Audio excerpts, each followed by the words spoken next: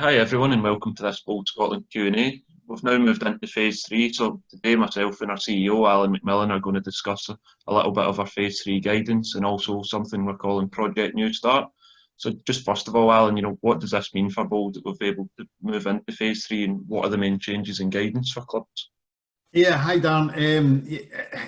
It means a lot more sort of closer to what people would normally know as bowls. I think what we've done is, again, working closely with Sport Scotland and the Scottish Government.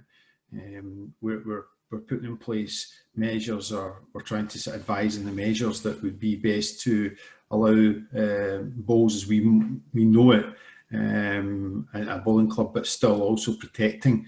There's still a number of things that the Scottish Government are really keen for us to make sure that bowling clubs put in place. There's still this social distancing.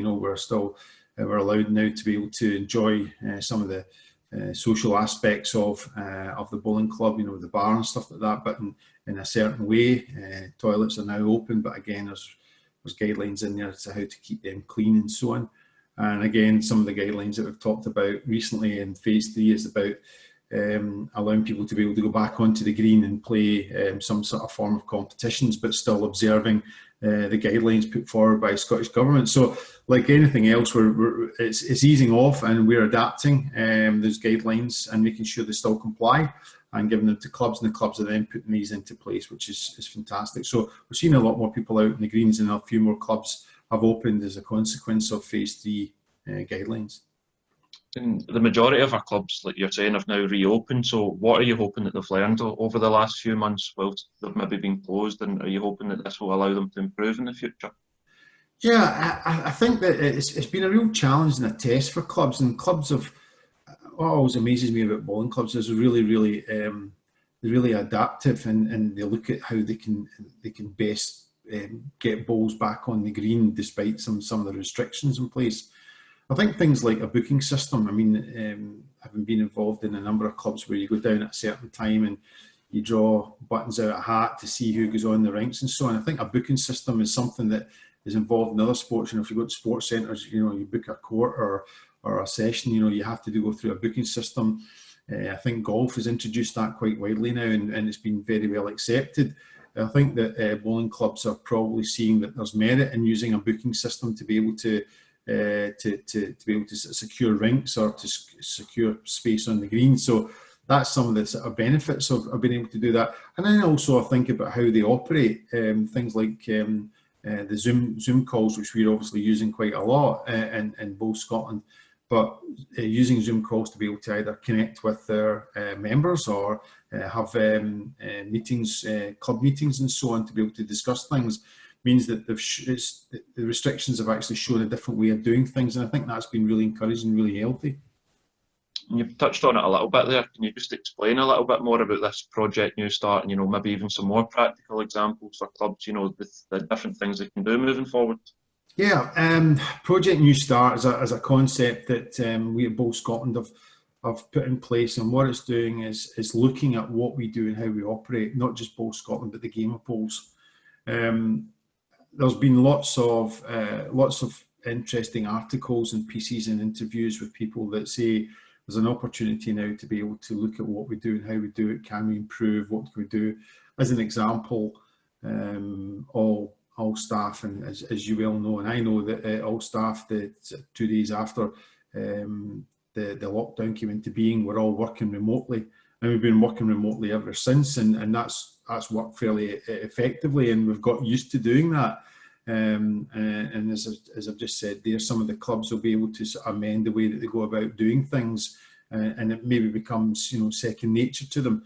So what Project New Start is an opportunity for us to look at how we do things and what we do. So that's whether it be in competitions, whether it be in how we as Bowl Scotland work. It's also looking at new initiatives that can get people out of the house into bowling clubs. So it's try bowls with a kind of slightly, a different sort of slant to it. So yeah, we've got a number of different programs that we'll bring into place. And I think things like the Crisis Fund, which is something that probably most clubs would be familiar with, where it's a new thing to us. It's something we put in place and something that we want to continue on. So at any time, it's not just about when we're in the middle of the COVID pandemic, but it's actually about, later on, clubs may have problems, may have sort of, cash flow problems, and maybe we're able to help them in the short term. So these are the kind of ideas that we're coming up with, but there's lots and lots of different ideas that we've come up, and lots of things we're going to implement. What's the main reason for this new start needing to take place? What's going to happen to our sport, our bowling clubs across the country if they don't change now? Yeah, I mean, change is a real difficult thing for clubs and for any sport. And I think that the time, and I think I've said it before, is that the time at the moment where club committees and people that are usually very, very involved and very busy with their clubs at this time of year in a normal season have got a chance to sit down and have a look. I know a lot of them will probably say, actually sit down and have a rest because they're so busy, throughout the year. But at the same time, is that what are we, I like them to ask the questions, what are we doing? How are we doing it? How are we engaging the local community? How are we servicing our members, and how are we growing our membership? We know that there's been a fall in membership over the last number of years, right the way throughout Scotland. So what is it that the clubs are doing? We need to think about things in a slightly different way. And it's easy saying that. The difficulty is coming up with the ideas. But there's a lot of really resilient clubs out there and adaptive clubs that can actually, if they put their time to it, sit down and think, what is it we need to do different? I spoke to one committee member who was talking about, I've talked to New Start with them, and he said, we're actually going to introduce a coffee machine, because a lot of people are asking for coffee now, because there's obviously a change in alcohol consumption and so on. But people are drinking more coffee, so we'll put in a coffee machine. Now that's people might say, well, stick a kettle on and put some coffee in a coffee cup. That might be their coffee machine, but at the same time, they're starting to think about what their consumers want, what their membership wants, and I think that's really important. So this period of time is a time to reflect, time to look at what we can do. Going back to what we've always done is not going to give us better results, because if it did, we wouldn't have falling membership, we wouldn't have some clubs that are struggling, and so on. And we're all time poor now. We don't have the same amount of time available to us, but sometimes in some areas we seem to be doing things that have been done for the last 20, 30, 40 years. The world and society has changed, so with that in mind, we need to think about what we're going to do. So that's why we've come up with this thing called Project New Start. How can we new start and inject some sort of enthusiasm into the way that we go about delivering the game? I guess the next question people want to know is, what are Bowl Scotland going to do to support our clubs with this? What are our future plans to kind of implement this and start the change and help clubs out with this Project New Start? Yeah, absolutely. At the moment, myself and a number of others within the staff are looking at how we can roll things out. So the crisis fund is immediate, and rather than have the crisis fund just for the pandemic, we're looking at the crisis fund continuing on and how we can expand that. We're also looking at how our national development officers work, and trying to look at how we can better cover the country. So in other words, if there's any issues, as there has been recently, there's been any problems, or if a club wants advice, they can pick up the phone and they know who they're speaking to on the other side, whether it be Laura, Daniel or Stuart. So we're looking at the way that we deliver services to make that better, bearing in mind that we're all working remotely as well, which makes it a bit more challenging. So we've got a number of different things. I think that it's not necessarily here's a new programme and this is what's going to mean for the club. There will be one or two things which we'll be launching in the next month or so to be able to help clubs. But there'll be other things just about the way we go about our delivery of our business. For example, our CRM system, which has been in place for about last year, I think that's going to be absolutely crucial to the way that we work with clubs.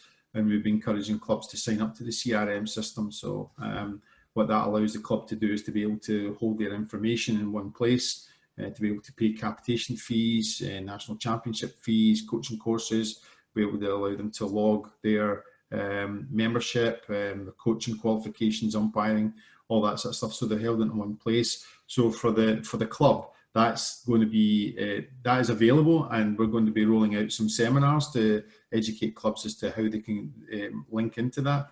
But we will still be continuing on with our normal service for capitation and so on, because there's a number of people who maybe aren't there yet with IT and being able to go on a CRM system. So that's just one or two of the things that we'll be rolling out and putting in place. It's a really big question, but in an ideal world, where would you like our sport to be in 5 or 10 years' time, and what's it going to take for us to get there?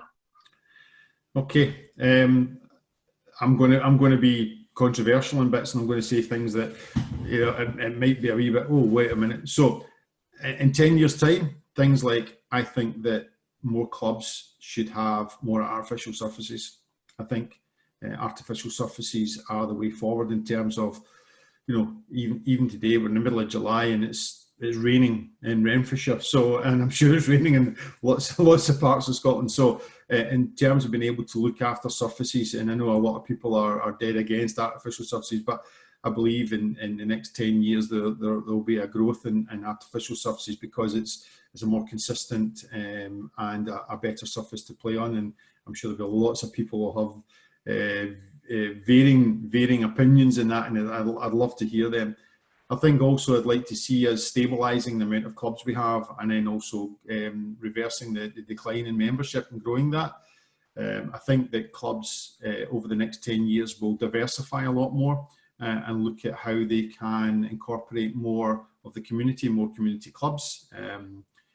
As an example, is there a local bridge club that can play there? Do they do short carpet bowls that can be done for the likes of a wider community context, people who are maybe not engaged in playing outdoors?